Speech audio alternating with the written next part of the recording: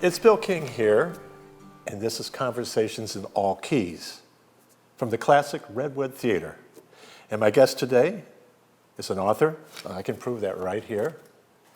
He's a songwriter, he's a band leader, and the band's called Whiskey Jack. Welcome in, Duncan Fremlin. Thank you, Bill. It's great to have you here. Well, great to be here. 45 years? Yeah, just 46 now. You look so good for 45. I thought so. From running a band 45 years, what does it take? Is it vitamins, or what is it that to keep something intact? It's a dictatorship. Is it how? Does that help? Are you the one in control, or what? I'm in control. Okay. Yeah. You go back to the beginning, and this has been like just some of the greatest personalities in country music have come through the band, been Right. members of the band. Yeah. Tell us something about that. So it's starting out with just four. We're four again, four acoustic players, and a co-partner with a fellow from Peterborough, John Hoffman. He and I started it, ran it. The two of us ran it. He moved to Peterborough. I took it over in '87, and I've been running it pretty much as a dictatorship ever since. And it's a question of redefining if there's a need. I think I have somewhat of an idea as to how I want it to be at any particular time. I saw an opportunity, for example, a few years ago to bring in Howard Willett on a harmonica. And boy, what an addition that was. And then Steve Claude on accordion. The late Steve Claude came in and played with us. And we always had a regular thing going somewhere. Ben Wick's place out in the West End called L'Arte. There was always something to look forward to. So if there's one thing that I've been able to maintain throughout the years is my ability to get gigs. The sound, how has that evolved? Was it based on a certain period of, let's say, bluegrass? Or Yeah, initially, it's 1977. There were bluegrass clubs in Canada. There were bluegrass festivals. Okay. There was a lot of work. And literally, I quit my job on a Friday, and we started six-nighters on the Monday.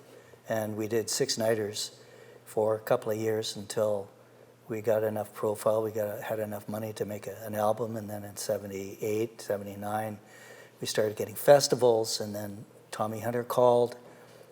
Les Pulio, if you remember Les Pulio, producer with the Tommy Hunter Show. Joan Tussoni was the director.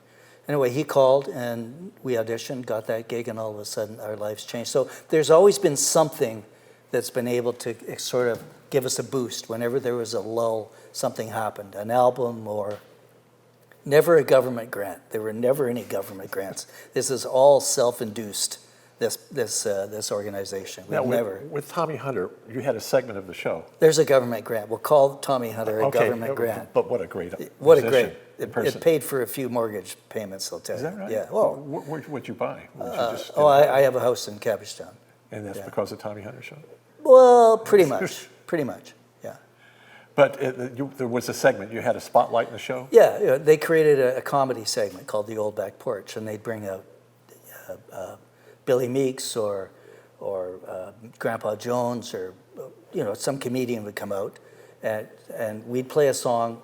We'd knock on the door out from our old back porch. Would walk Grandpa Jones, and he'd tell a few jokes, and then we'd so it'd last 2.5, 3 minutes. We did that for 3 years, and then Nashville Network came along. They bought all our shows, so we were on TV, high-profile TV for 6 years, including in the United States. So it enabled us to cross the border and play Ralph Emery's show and David Holt's show. He had a big show, didn't he?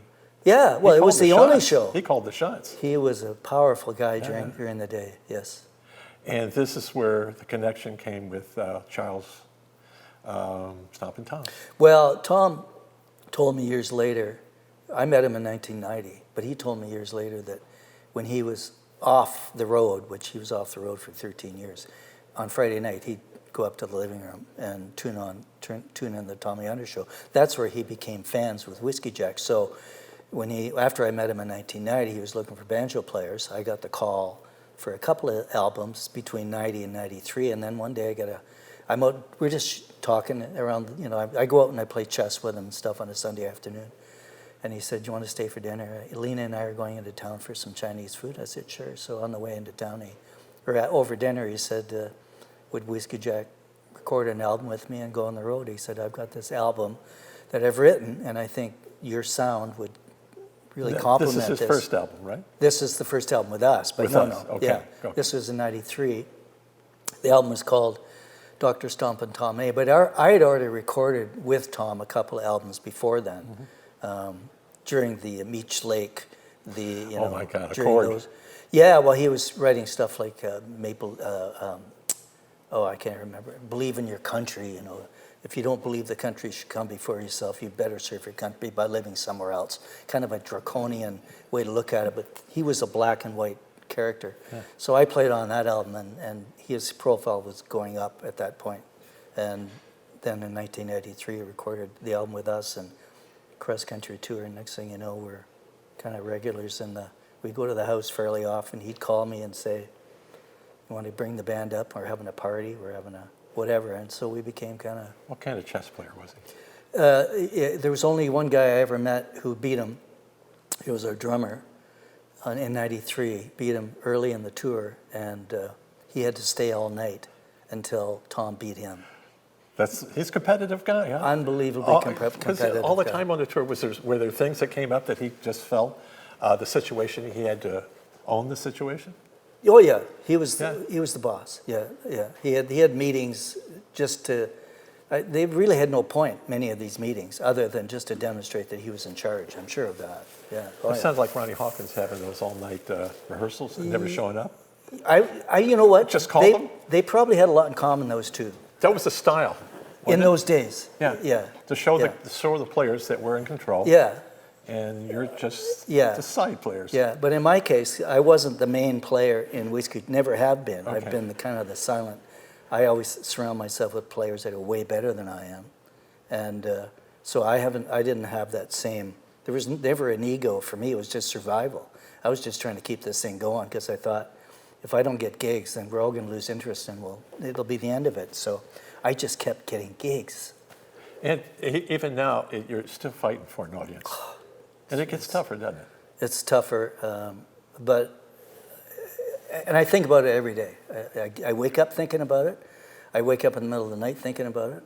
I'm sitting here talking to you, thinking this is going to increase my audience. Right. I only have one job in the world, and that is to get an audience. That's it. The music, it's important, no question. How we sing, how we perform, that's all important. But without there being somebody sitting in those seats paying the dollar to see us play, But we were just discussing the fact that a lot of artists now do not make that effort. They want somebody to book them, and then the booking is what it is, and then you're playing for an empty house. And it's not like it used to be, because you could depend on the marquee, you could depend on an ad in the newspaper or word of mouth and such.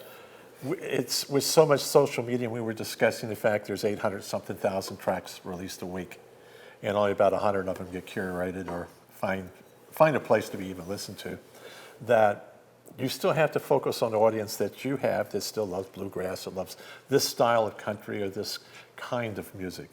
Well, the common thing that everybody wants, forget all the music, they just want to be entertained. Yeah. I don't care what it is. So what do you do to entertain that's different from others? Well, after doing this for 45 years, and Douglas John Cameron's my musical partner, the two of us we're quite a team, and I mean, we'll do anything.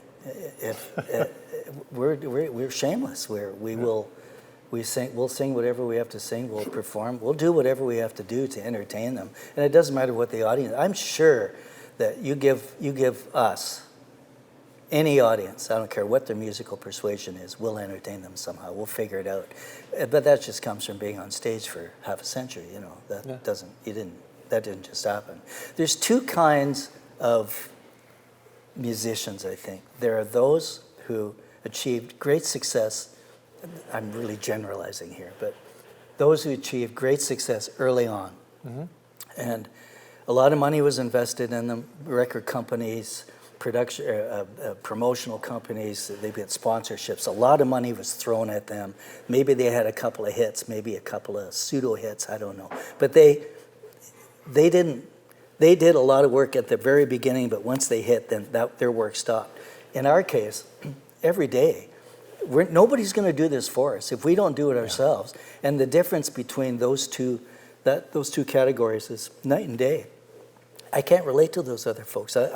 I play with them and I meet them and I know them and everything, but they're in a different world. And their attitude toward the business, I think we enjoy the business more in a way.